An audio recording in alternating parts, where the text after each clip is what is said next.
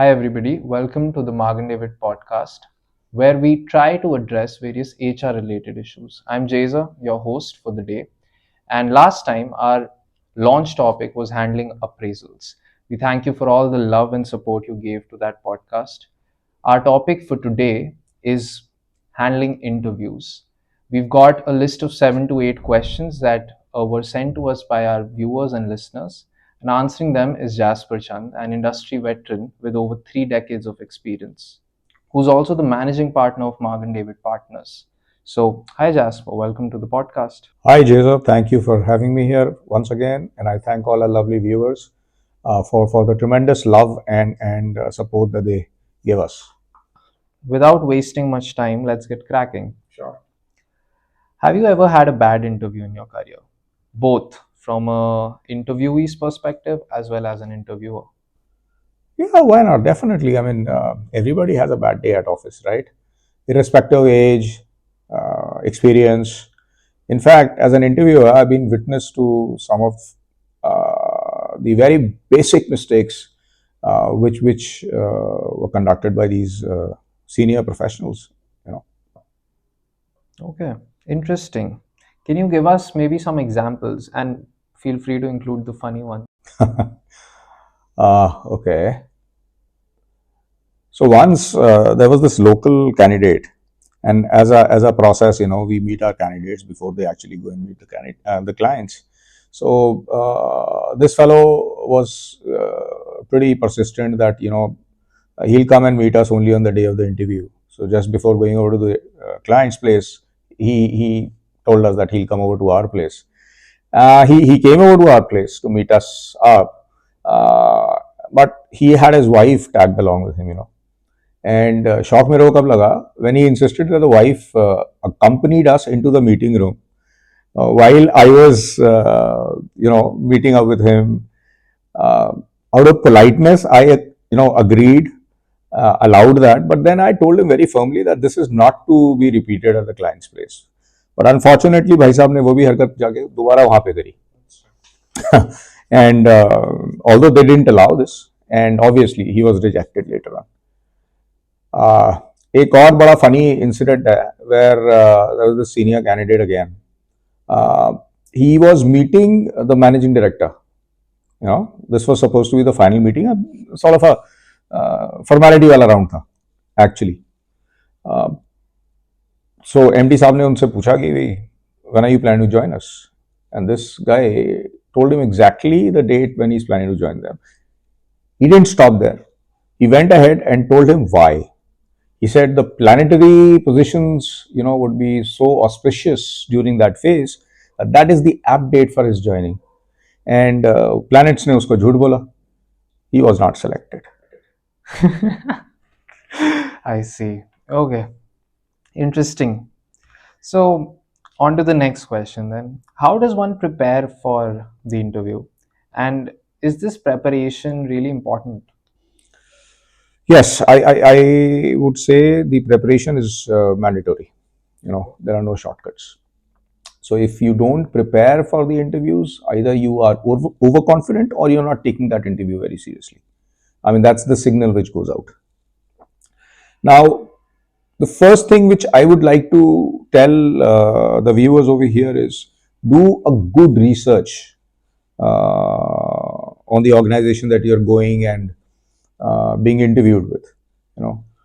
Check all the facts, the figures. Reach out to the search consultant for all the information that you can obtain. Go and speak to some of your colleagues, ex-colleagues, friends who know about that organization or might have worked with that organization before. Research the background of the interviewer. That's also very important. Check up about the background of the interviewer, his personality, his likes, dislikes. That's very important. The other thing is, I find many a times the senior guys, they don't brush up their subject pretty well. And then they falter, fumble at even the most basic questions asked. Obviously, they don't do that stuff now because they've grown in their career. But brushing up while you're going for an interview, going back to the basics is a good idea, uh, then I would say practice the interview while before going over to the interview, while you are at home, practice it, you know then manifest that you've already got that job, because manifestation, I think, has got a great power. Another point would be, never be late. Try to reach the venue 5 or 10 minutes before time. 5 or 10 minutes is a good gap, good time. Don't reach before that, don't reach after that. And even while you're doing a virtual call in the interview, reaching the bridge, the online bridge, 5 to 10 minutes before time is always advisable, because there are at times technical glitches which can be smoothened out during that time instead of the last minute hiccups. You know, then the last would be probably keep calm, keep composed, and I've seen that even the most senior guys, and especially guys who are going to attend an interview after a long gap, because they have been very stable in their previous organization, they have butterflies in the tummy, which is a good thing, I think. Nervousness is a good thing. It keeps you on your toes. So yeah, that's about it. Okay. And do you think what should one do about the dress code? Yeah, and I think it's an important one. I've seen these candidates go over there and mess up as far as the dress code is concerned. Either check up with your people or friends who are already working in their organization, or check up with your consultant. If you're not sure, the best, safest bet would be wear business formals. A complete no-no would be unkept hair, unkept facial hair, oily hair, bad breath, non-matching, clothes. I'm talking about the color combination. There are times when people get everything right, but their socks are off. You know, I had an instance. This is again a funny one. A very senior guy being interviewed for a senior position with a multinational. So he was attending this interview through a virtual call, and he was attending this interview from a state which is in the middle of our subcontinent. So it might not have been that cold, but the gentleman was wearing a monkey cap during the interview. Plus, he also attended 2 or 3 calls over his phone. Now, this is a sheer disrespect to the interviewer and his time. This is a complete no-no again. Okay. Is it true that the initial few seconds, like the initial few 10, 20 seconds right after the one enters the interview room, those are very crucial?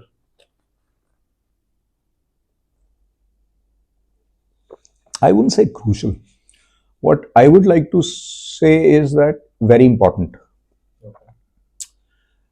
because those initial 10 to 20 seconds, the moment you knock at the door, you walk in, your personality, how you walking in, how you shake hands, how you greet the interviewer or interviewers, that is the time frame when the interviewer will actually take a call whether he likes you or not.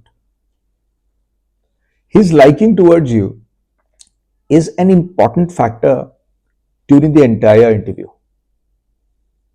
So I'd say it is important. And another common question being asked is how to address the interviewers. Well, if you're going to a multinational company, you can be on a first name basis. These are all professionals working over there, and they're used to it, and they don't mind it, unless you're meeting a very, very senior elderly gentleman.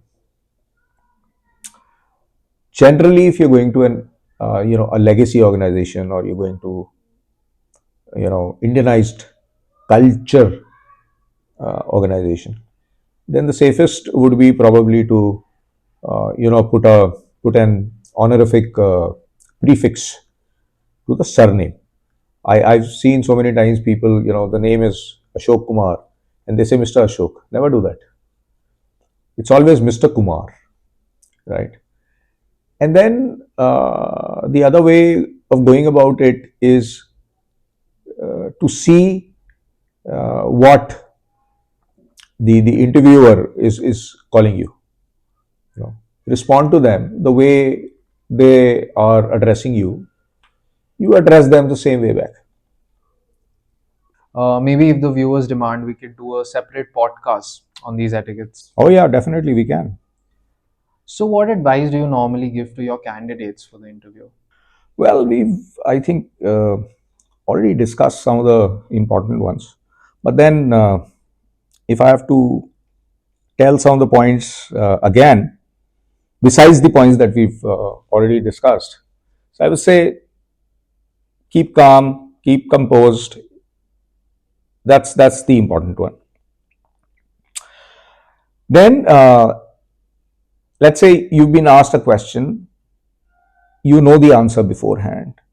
I've seen so many people jump the gun and start answering even before the interviewer has finished the question. Don't do that. Take some time, think about it in your mind, and then give the answer. Don't jump the gun. Don't rush it. Never try to create answers. It is better to say I don't know than creating something which later on can misfire.